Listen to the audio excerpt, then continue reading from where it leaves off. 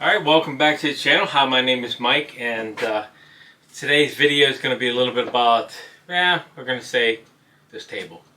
I've got some comments, I got some people talking about a little bit, so I thought I'd go ahead and just bring it out and explain it to you. I wish I would have made it and showed you guys when I was making it, but I was in a little bit of a hurry, got a lot of things to do. We're pretty busy here and there doing things, so we do like to share with you maybe some of the measurements, and well, maybe it'll help you out to decide what type of table or what size table you like to have in your small shop. Now this one's made out of just 2x4s. There's 2x4s and 2x6s in this. It wasn't that hard to make. It just takes a little bit of time and a few tools to do it. Now, the first thing I did was I wanted to decide what size topping I wanted. The top part right here. So some tables I noticed came out to 24 inches wide and some's 28 inches wide. And then we went 30 inches because I felt that was what I was looking for. So a little extra room, a few inches on the front part up here. Now, let me move it back here. I'm going to show you something. Now, you can notice that the table is offset. It's not exactly sitting on top of the stand itself. That does give me a lot of working area over here, so I could put some nice size clamps on this side here. So by doing that, of course, we're going to end up putting a nice clamp over here for woodworking, and then of course drill some holes and stuff in here. But so we ended up with 30 inches across the top because I like the work area, and then 48 inches, across here. So it's 48 inches. Everything was cut down with the planer, and we cut the 2x4s down. So all these 2x4 was cut down to 2 3/4 of an inch, so we can get them all the same. And then when we put them in the planer, of course, we had to put them in. I think the planer did something like 13 inches wide. I think we had 11 or something like that. So we got this in 3 sections. That's what the table is. It's in 3 sections. But since we ran it through the planer, all these boards kind of stayed the same because they were cut exactly the same. So it really helped out when we got ready to put it together. Now, mine is all glued. It's all got glue in it. And but I went ahead, I used a 12-inch screw. It was a wood screw. You can buy them at Lowe's or Home Depot or whatever. You can buy them separate. I think there might be about $1 or something like that piece. So I end up putting like 3 screws across here, and then I would kind of go back in and put another couple screws, and then come back in this way and put another couple more screws. So they were overlapping themselves, being screwed together. Plus they're glued. All 3 sections are glued, and then I also have them pinned in underneath. So. Okay, let's go ahead. I'm going to explain to you a little bit about the table. When I built the table, or not the table, but the frame part right here. So when I built that frame, nothing was cut on that frame. It's exactly a 2x6 that you buy. I ended up with a couple really nice 2x6s. It was in a really nice shape, nice and straight. So we built it. So, I built it, and it came out right here across. It's 42 inches. So I made a frame of 42 inches by 24 inches. That's what this frame comes out to.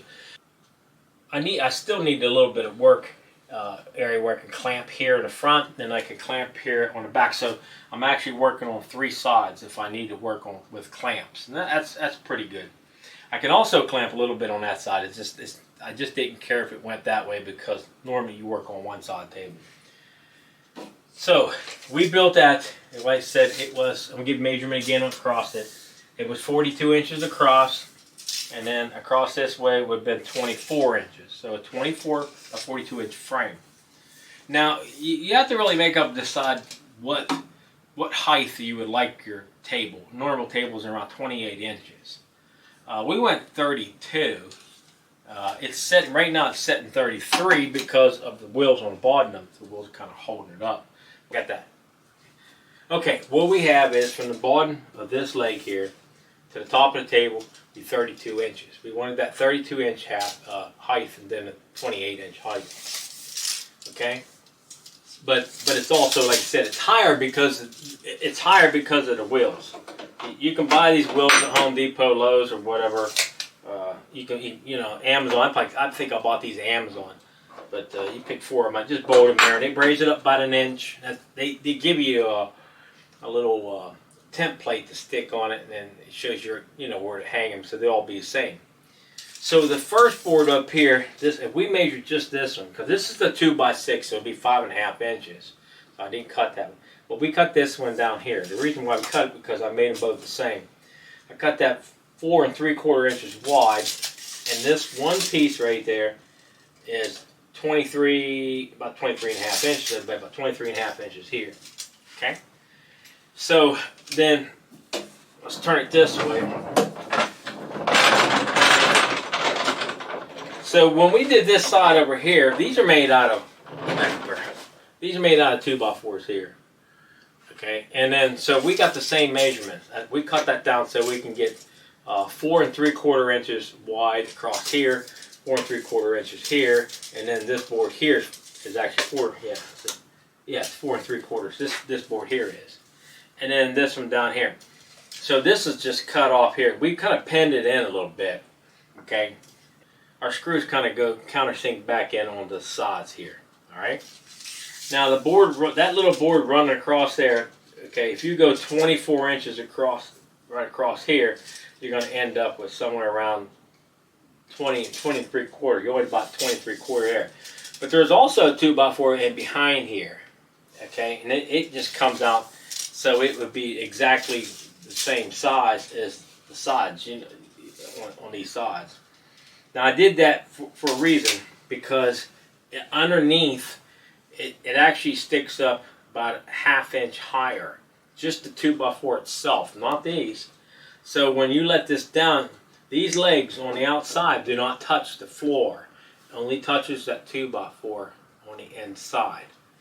Now, you know, if you got a chair, table, or whatever, you got little knobs that kind of sit on the floor, so the floor can you can even things out a lot better. But since you have this big area, you'd have to even that area, or if you drag that, you know, you'd take a chance of pulling up the wood on the sides.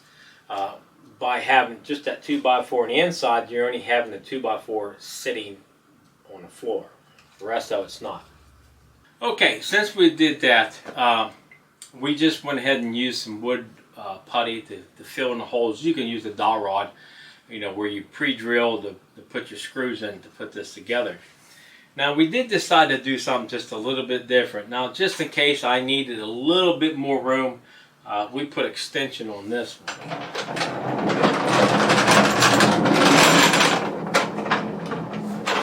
Alright. Now the extension is just a piece of plywood, I guess, here. And underneath of it, I'm sure you can probably see the little cable clips there. Now the reason why I put that on there is because sometimes when you're working, you know, you might want just that little bit of extra room with your tools.